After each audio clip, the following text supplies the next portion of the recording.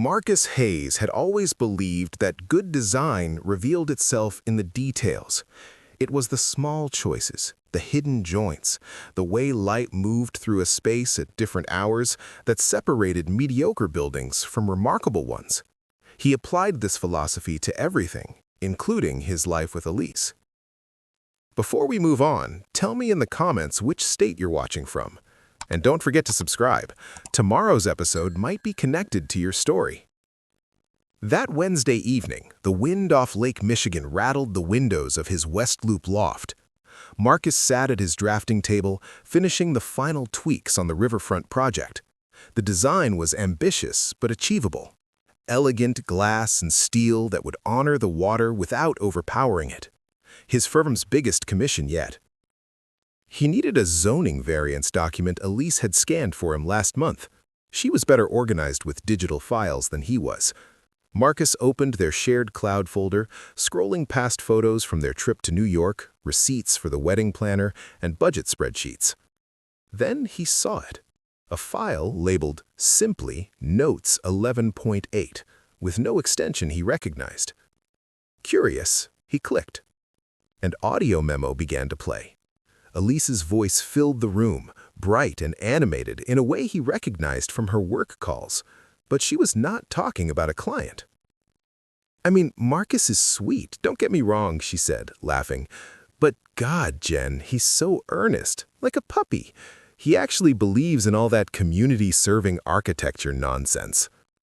Another woman's voice, amused. "So why are you marrying him?" "Because he's positioned perfectly," Elise said, her tone shifting to something colder, more calculated. "He's respected, connected to the right firms and city planners. Julian says once we're married and I'm established in those circles, we can make the real moves. Marcus's reputation gives me credibility. Then in 2, maybe 3 years I'll file. Illinois is great for that. I'll walk away with half of everything he's built, including that loft, and Julian will have the connections he needs for the South Loop development." Marcus's hand hovered over the mouse, frozen. "You're ruthless," Jen said, but she sounded impressed. "I'm strategic," Elise corrected. "And honestly, once Julian and I go public, it'll be better for everyone. Marcus can go back to his little restoration daydreams. He'll be fine. He's a survivor type." The memo ended. Marcus sat in the silence that followed, the blueprints in front of him suddenly looking like meaningless lines. Outside, the city glittered, indifferent and vast. He could hear his own breathing, shallow and tight. Julian Thorne. The name landed like a brick through glass. The developer who'd been circling the riverfront project, the one Marcus's firm had outbid, the one Elise had mentioned meeting at a fundraiser 6 months ago. 6 months. Marcus stood and walked to the window. His reflection stared back, a stranger occupying his skin. The man in the glass had been planning a wedding, a future, a partnership. That man had been a fool. He pressed his forehead against the cold window and closed his eyes. The blueprint of his life had just revealed a structural flaw he'd never seen coming. And Marcus Hayes knew exactly what happened to buildings with hidden defects. They collapsed. Marcus did not sleep that night. Instead, he did what he always did when confronted with a problem. He analyzed it. By 3 in the morning, the audio file was backed up in 4 separate locations, including a USB drive he locked in his office safe. He opened a new document and began building a timeline. Every late meeting Elise claimed was work-related. Every weekend she said she was visiting her mother in Evanston. Every time she pushed him to move faster on the wedding plans or suggested adding her name to the loft's deed. The patterns emerged like a blueprint taking shape. She'd started dating Julian around the same time she'd gotten more insistent about the engagement. Her sudden interest in Marcus's professional contacts, the way she'd offered to introduce him to influential people who all happened to orbit Julian's world. Marcus pulled up their joint bank account. He'd been putting money aside for the wedding, watching the balance grow. Elise had access, but he'd never worried about it. Why would he? They were building a life together. Except they weren't. He checked the transaction history. Small withdrawals, nothing alarming individually, but they added up. Dinners at places they'd never been together, a hotel charge in River North from a Tuesday afternoon 3 weeks ago when she said she was at a client pitch. His phone buzzed on the desk. Elise's name lit up the screen. He watched it vibrate, counting the rings. When it stopped, a text followed. "Hey babe, you're up late. Everything okay?" Then another, "Marcus?" And another, "You're worrying me. Call me." He set the phone face down and returned to his work. There was a clarity in this process, a calm that came from treating the situation like a structural failure. Identify the damage, assess the load-bearing elements, determine what could be saved and what needed to be demolished. By sunrise, Marcus had a plan. He drafted an email to Diane Rosemond, an attorney whose name came up in the circles of professionals who'd survived high-stakes divorces. Her reputation was formidable. She did not lose. The email was brief. He explained he needed counsel for the dissolution of an engagement under circumstances involving financial manipulation and infidelity. He attached nothing, offered no details. If she took the meeting, he would show her everything then. He hit send as the first light touched the buildings across the street. His phone buzzed again. 5 missed calls now, a voicemail. He deleted it without listening. Marcus stood and stretched, his back stiff from hours at the desk. He made coffee and watched the city wake up below him. Commuters heading to the train, delivery trucks double parked, the ordinary machinery of life continuing as if nothing had changed. But everything had. For the first time since pressing play on that audio file, Marcus felt something other than shock. It was not anger, not yet. It was colder than that. It was resolve. Elise had made a structural error. She'd underestimated the foundation, and Marcus knew how to handle faulty structures. You reinforced what mattered, and you tore down everything else. Marcus drove to the south side that evening, navigating the familiar streets of his childhood with the windows down despite the cold. He needed air. He needed perspective. He needed Lena. His sister lived in a brick 2-flat near Washington Park, a building their grandfather had owned before passing it down. Lena had kept it immaculate, the kind of place where everything had its purpose and its place. Like her. She opened the door before he could knock, her expression already concerned. "You look terrible." "Good to see you too," Marcus said, but his voice cracked on the last word. Lena pulled him inside without another word, guiding him to the kitchen table where she'd been grading papers. She poured 2 cups of coffee from a pot that smelled burnt and sat across from him, waiting. Marcus told her everything. The audio file, the timeline, Julian Thorne, the wedding that was never meant to last. When he finished, the silence stretched between them like a held breath. Then Lena said, very quietly, "I'm going to kill her." Despite everything, Marcus almost smiled. "Get in line." "I'm serious, Marcus. I never fully trusted her, but this?" Lena's hands curled into fists on the table. "This is sociopathic. She's been playing you for months, years maybe." "I know." "Do you?" Lena leaned forward, her psychologist voice kicking in, the one that cut through denial. "You're not hearing it. Lena is a narcissist, classic presentation. She was never a person to you. You were a resource. And now that you know, she's going to escalate. They always do when they lose control." As if on cue, Marcus's phone buzzed. Elise again. He ignored it. "You need to protect yourself," Lena continued. "Legally, financially, professionally. She will come after all of it." "I contacted an attorney this morning." "Good. What else?" "I don't know yet," Marcus admitted. "I'm still figuring it out." Lena reached across the table and gripped his hand. "You'll figure it out. You're the smartest person I know. But Marcus, you can't do this alone. Promise me you'll let me help." "I promise." They sat in the warm kitchen as darkness fell outside, drinking terrible coffee and building a strategy. For the first time since the world had tilted, Marcus felt grounded. Lena was his cornerstone, the part of the foundation that would never shift.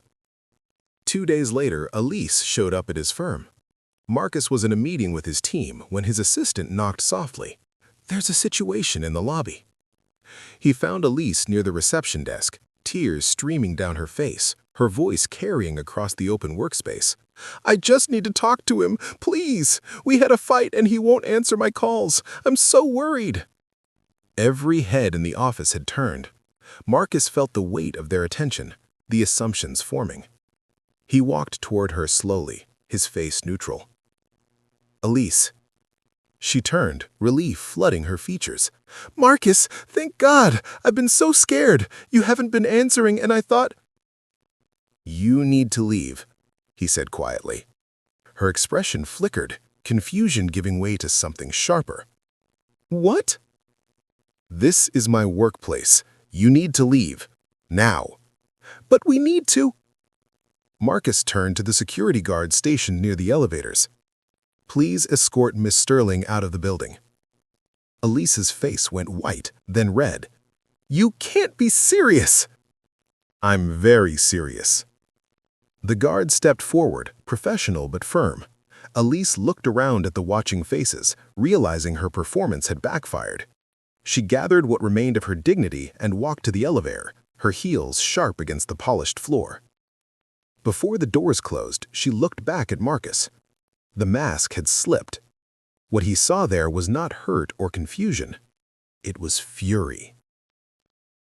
Diane Roseman's office occupied the 20th floor of a sleek building in the Loop, with views that stretched across the city like a promise of power. Marcus arrived 15 minutes early and spent the time studying the awards and framed articles on the walls. Chicago's fiercest family law attorney, the defender of assets. One headline simply read, "She doesn't lose." When Diane finally called him in, she was exactly as he'd imagined. Mid-50s, immaculately dressed in a charcoal suit, with eyes that assessed him in the time it took to shake hands. She gestured to a chair across from her desk. "Mr. Hayes, you said you needed help with an engagement dissolution." "That's correct." "Tell me everything." Marcus laid it out methodically, the way he would present a project proposal. The audio file, the timeline of Elise's behavior, Julian Thorne's involvement, the financial patterns. He played the recording on his phone, watching Diane's expression remain perfectly neutral throughout. When it finished, she leaned back in her chair. "Well, that's remarkably stupid of her to record." "She didn't know I'd find it." "Clearly." Diane made notes on a legal pad. "You're not married yet, which simplifies things considerably. No children?" "No." "Property?"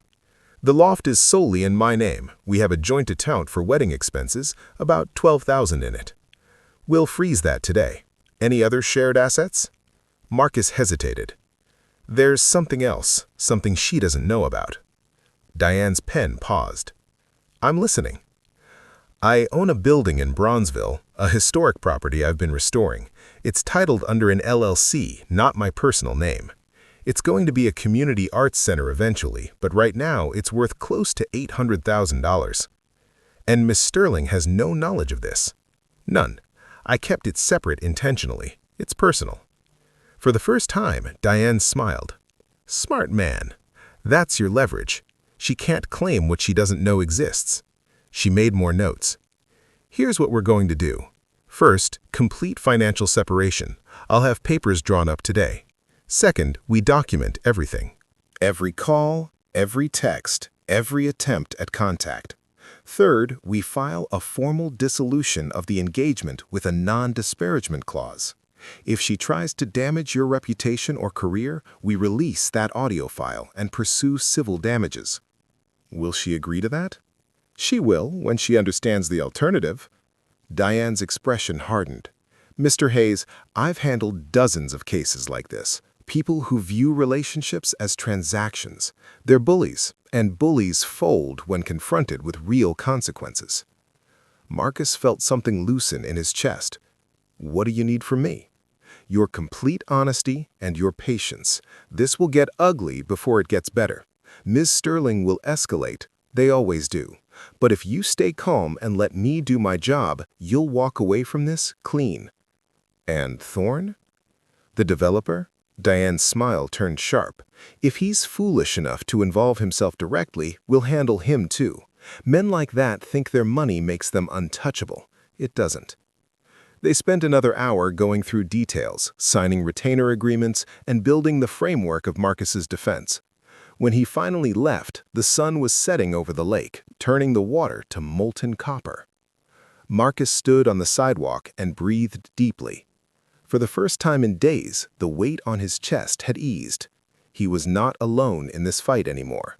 He had retained counsel, he had a plan, and most importantly, he had protected the Vanguard. The complaint arrived on Marcus's desk 3 days later, forwarded by his firm's HR department with a note requesting a meeting, anonymous but detailed. It questioned his emotional stability and recent erratic behavior, suggesting he might be unfit to lead the riverfront project. Marcus read it twice, his jaw tightening. The language was careful, just vague enough to avoid outright slander, but the intent was clear: plant doubt, create chaos, undermine his reputation. Elise's work, or Julian's, probably both. He scheduled a meeting with Robert Chen for that afternoon. Robert was a legend in Chicago architecture, a man who designed half the city's most iconic buildings and mentored a generation of architects. Their relationship was built on mutual respect and an understanding that great work required integrity. Marcus entered Robert's corner office to find the older man studying blueprints, reading glasses perched on his nose. "Marcus, sit." "You saw the complaint." "I did." Robert removed his glasses and folded his hands. "HR is required to investigate. You know that." "I do, and I want to address it directly." Robert gestured for him to continue. Marcus chose his words carefully. "I'm currently extricating myself from a relationship that has become professionally dangerous. My former fiancé has been involved with a competitor who views my work as an obstacle to his business interests. I believe this complaint is part of a coordinated effort to damage my credibility." "Julian Thorn." Marcus blinked. "You know?" "I've been in this business 40 years. I know everyone, including their tactics." Robert leaned forward. "Thorn tried to buy his way onto the riverfront project through political connections. When that failed, he's now trying to sabotage it. Using your personal life as a weapon is exactly his style." "I didn't want to involve the firm in this." "You didn't involve us. He did." Robert's expression hardened. "But let me be clear. Your work on this project has been exemplary. Your designs are brilliant, and I will not allow outside interference, personal or professional, to derail what we're building. Do you understand?" Relief washed over Marcus. "Yes, sir." "Good. I'll handle HR and make it clear this complaint is unfounded. You focus on finishing those designs." Pause. "And Marcus, be careful. Men like Thorn don't stop at one attempt." "I'm aware. I've retained legal counsel." "Smart." Robert nodded approvingly. "Now get back to work. The city council presentation is in 2 weeks." Marcus left the office feeling fortified. He'd secured his professional flank. Elise and Julian had tried to weaponize his career against him, and they'd failed. But Robert was right. They wouldn't stop. Marcus needed to think, and there was only one place that cleared his head. He drove south through Saturday morning traffic, leaving the glass towers behind for streets lined with brick and history. The Vanguard stood on a corner in Bronzeville, 4 stories of 1920s craftsmanship slowly being brought back to life. Marcus had bought it 2 years ago, a gutted shell with good bones, using money his grandfather had left him. The building had once been a jazz club, then a theater, then decades of abandonment. Now it was becoming something new, a community space, an arts center, a legacy that had nothing to do with profit margins or prestige. Marcus parked and stood on the sidewalk, studying the facade. New windows on the 2nd floor caught the morning light. The limestone had been cleaned and repointed.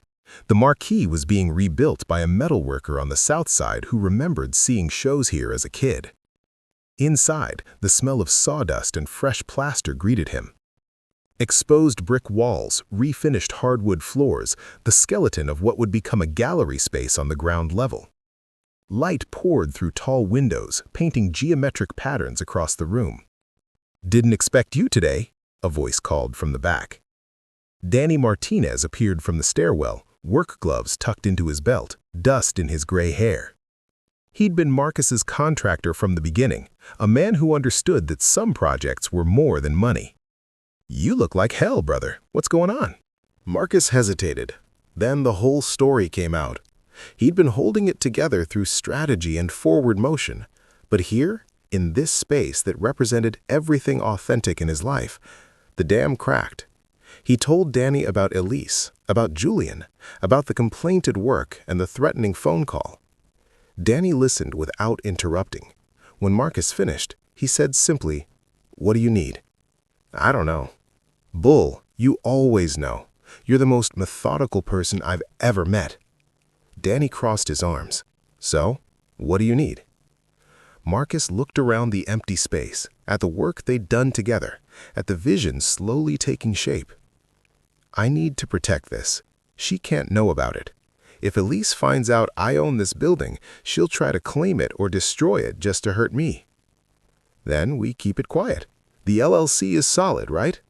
"Yeah, my attorney confirmed it's untouchable." "Then it's safe." Danny clapped a hand on Marcus's shoulder. "And for what it's worth, I'll testify to whatever you need. Character witness, timeline verification, whatever. You've always been straight with me. I've got your back." The solidarity, simple and unconditional, nearly undid Marcus. "Thanks, man." "Don't mention it." Danny gestured toward the stairs. "Come on, I want to show you what we did with the second floor." They climbed to what would eventually be classrooms and studio space. The walls had been framed out, new electrical installed, the original tin ceiling carefully restored. Through the windows, Marcus could see the neighborhood stretching out, block after block of buildings with stories to tell. "This place is going to matter," Danny said quietly. "Not just to you, to people who need spaces like this. Don't let those parasites take that away." Marcus nodded, feeling something settle inside him. This was why he'd become an architect, not for glass towers or riverfront developments, though those had their place, but for buildings like this one. Spaces that honored the past while building toward a better future. Spaces that served communities instead of exploiting them. He'd been so focused on defense, on protecting what he had, that he'd almost forgotten what he was fighting for. The Vanguard reminded him. It was his true north, his foundation, and no one was going to take it from him. Julian Thorne's call had been brief and pointed, a suggestion that they meet for coffee, professional to professional, to discuss mutual interests. Marcus had declined. 2 days later, Julian called again. This time, Marcus answered on speaker, Diane Rosemond listening from her office in silence. "Mr. Hayes." Julian's voice was warm, practiced. "I appreciate you taking my call. What do you want, Thorne?" "Direct. I like that." A pause. "I'll be equally direct. Personal situations can become professionally complicated. Reputations in this city are fragile things. I'd hate to see yours damaged over a misunderstanding." "Is that a threat?" "It's a reality. I'm offering you a way forward. I'm prepared to buy your stake in the riverfront project. A clean exit. You walk away, focus on other things, and we all move on." Marcus let the silence stretch. When he spoke, his voice was cold. "You're offering to buy my stake at what price?" 60 cents on the dollar. Given the current complications, I think that's generous. "You think I'm going to sell my work because you're sleeping with my ex-fiancée?" Julian's tone hardened. "I think you're going to consider your options carefully. Complaints to licensing boards, questions about professional conduct, these things have a way of accumulating." "Interesting." Marcus glanced at Diane, who nodded once. "Because I've been doing some research myself. The City Planning Commission has strict guidelines about conflicts of interest, especially regarding developers who have personal relationships with board members' family members. The line went quiet. Commissioner Sarah Yates. Her daughter works in public relations. In fact, I believe she works with Elise Sterling. Small world.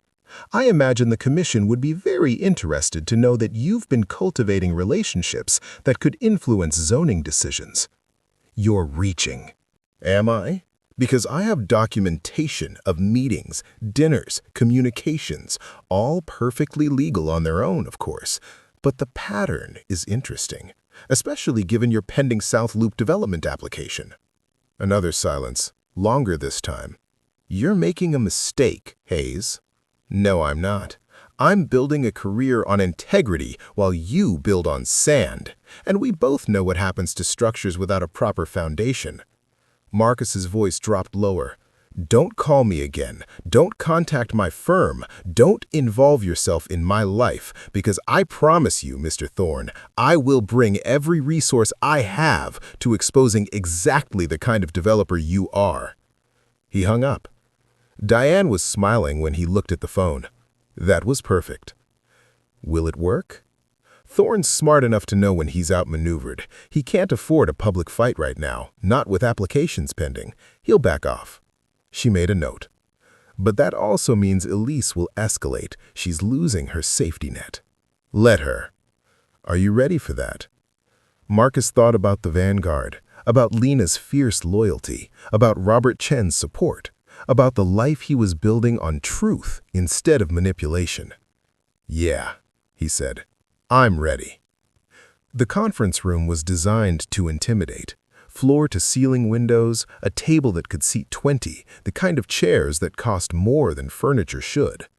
Diane had chosen the location deliberately. Neutral ground, but expensive, a reminder of what was at stake. Marcus arrived first, taking a seat with his back to the windows.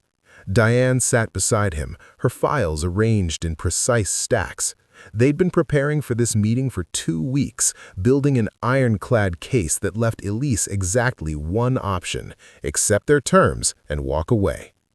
Elise arrived 10 minutes late, her attorney in tow. Almost didn't recognize her. She looked smaller somehow, her usual polish dimmed, dark circles under expertly applied makeup. Her attorney, a nervous-looking man named Preston, carried a briefcase that seemed too heavy for him. "Thank you for meeting," Preston began. "Let's skip the pleasantries," Diane said. "We're here to finalize the dissolution. I've sent you our terms. Are you prepared to accept them?"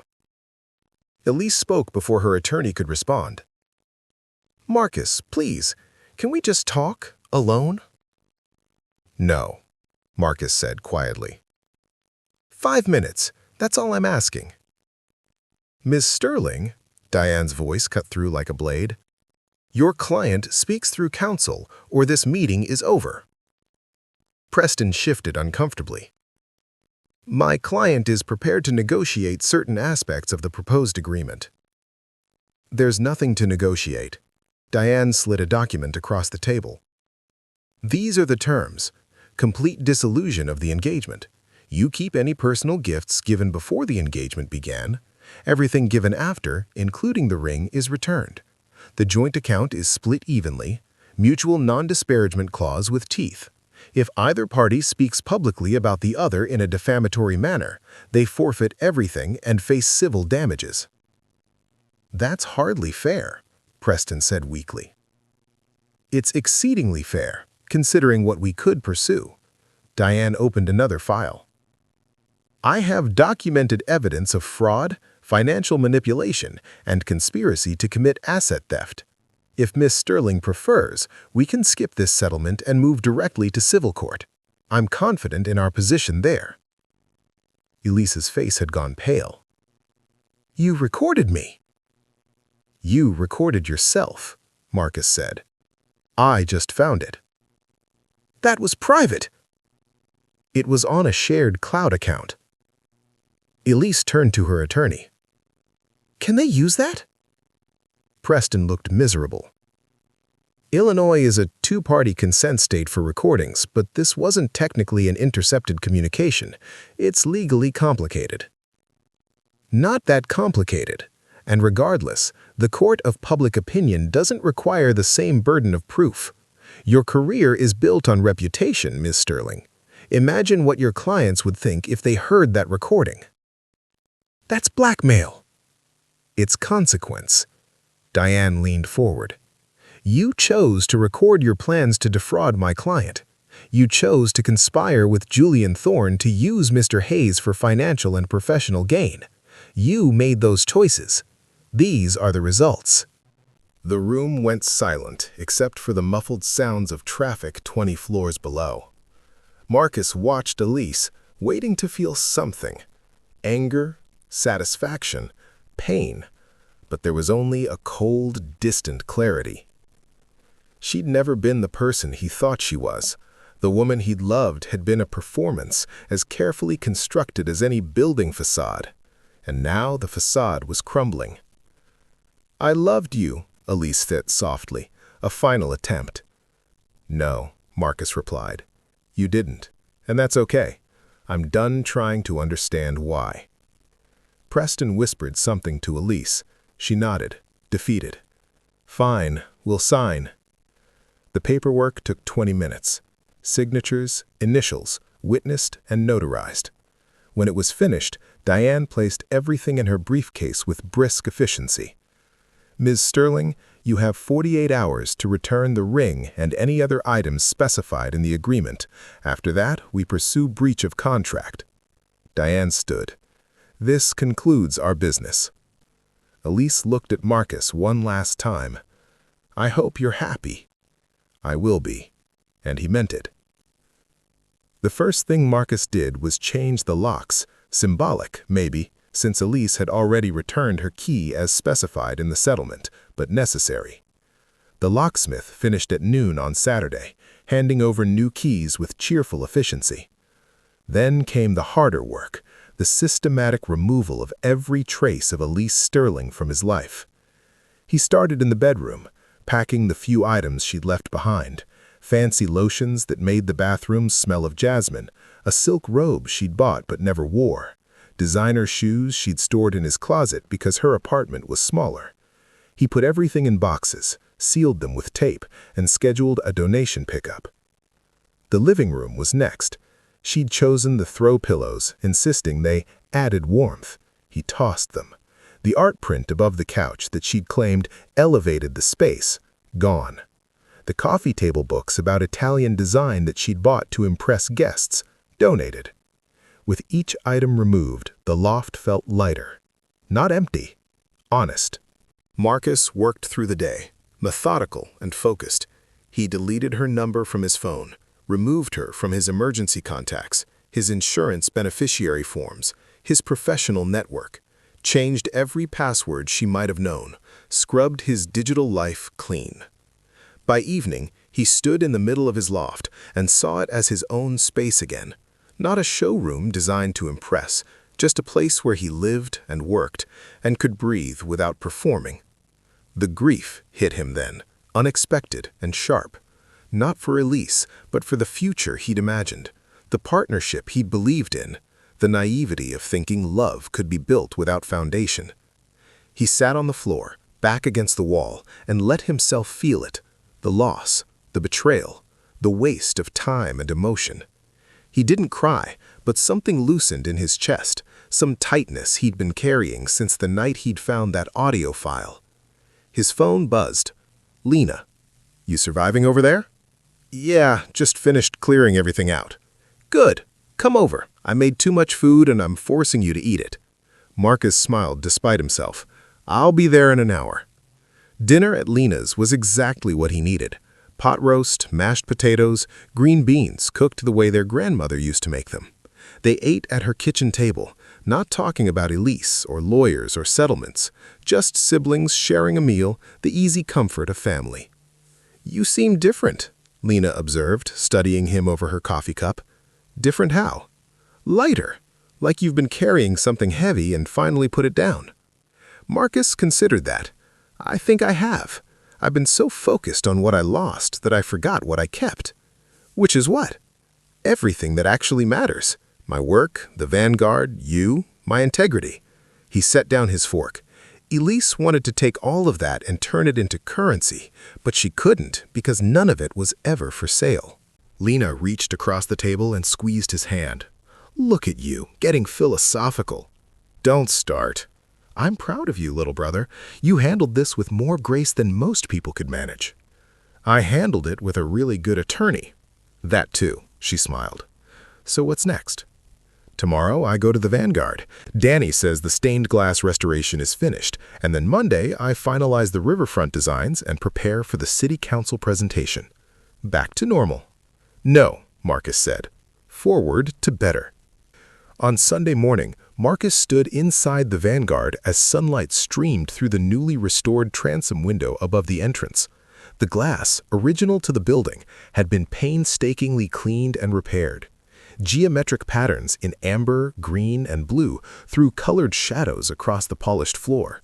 Danny stood beside him, hands in his pockets, grinning. Beautiful, right? It's perfect. This place is going to be something special. Marcus looked around at the work they'd done, at the potential still unfolding. This building was his true achievement, not because it would make money or win awards, but because it would serve, it would give back, it would matter. The light shifted as clouds moved across the sun, and the colored patterns danced across the walls.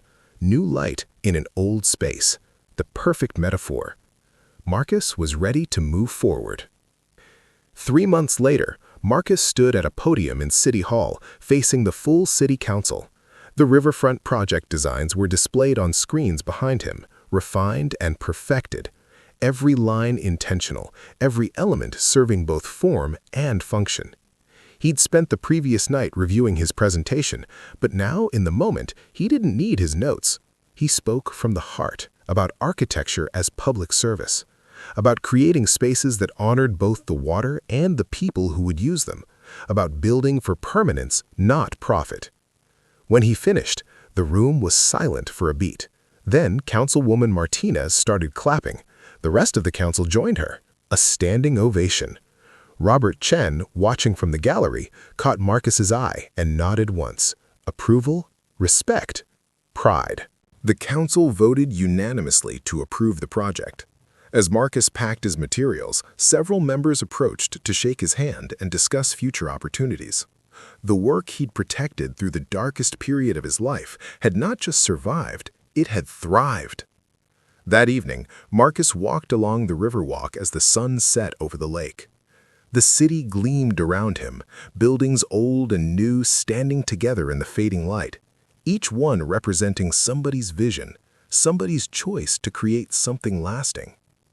His phone buzzed. A text from Robert. Partnership meeting next Tuesday. Come prepared to say yes. Marcus smiled and kept walking. He passed the spot where the riverfront project would eventually stand, imagining it complete. A structure built on honest foundation, designed to serve and endure. He thought about Elise sometimes, less and less as weeks passed. She'd faded into memory, a cautionary tale about mistaking polish for substance. He'd heard through the professional grapevine that she'd left Chicago, her reputation damaged beyond repair, when word quietly spread about the failed engagement and the circumstances. Julian Thorne had distanced himself immediately, protecting his own interests. Marcus felt no satisfaction in their failures, just a quiet relief that they were no longer his problem. At the end of the riverwalk, Lena waited at their usual spot near the bridge. She'd brought takeout from the Thai place they loved, and they ate sitting on a bench, watching boats move slowly through the darkening water. Partnership, huh? Lena said. Looks that way. You earned it. We'll see. Marcus? She turned to face him fully. You survived something that would have broken a lot of people. You came through it with your values intact. You didn't become bitter or cynical. You protected what mattered and let go of what didn't. That's not just surviving, that's wisdom. Marcus looked out at the skyline, at the buildings he'd studied and admired and aspired to create. The city had always been his teacher, showing him that great structures required great foundations, that shortcuts led to collapse, that beauty and integrity were not opposing forces, but essential partners. "I built my life on the wrong foundation once," he said quietly. "I won't make that mistake again." "No," Lena agreed. "You won't." They sat together as night fell completely, the city lights reflecting off the water like scattered stars. Somewhere to the south, the Vanguard stood solid in Bronzeville, its restored windows dark but waiting. Tomorrow, Marcus would return there, continuing the work that mattered, building spaces that served, creating something real. The blueprint of his life had been redrawn, not by betrayal, but by his response to it. He'd chosen to rebuild with honesty, to reinforce with integrity, to elevate with purpose. Marcus Hayes had learned the hard way that foundations matter, that structure determines strength, that the best buildings and the best lives are measured not by their exterior shine, but by their interior truth. He looked at the Chicago skyline one more time, feeling aligned with his own foundation at last. Solid, stable, ready to build higher than he ever had before. And this time, he'd be building on truth. If you enjoyed this story, like this video and leave a comment telling me what you thought. And if you're not already subscribed to the channel, please subscribe and hit the notification bell to get alerts for new stories like this one. Thanks for watching.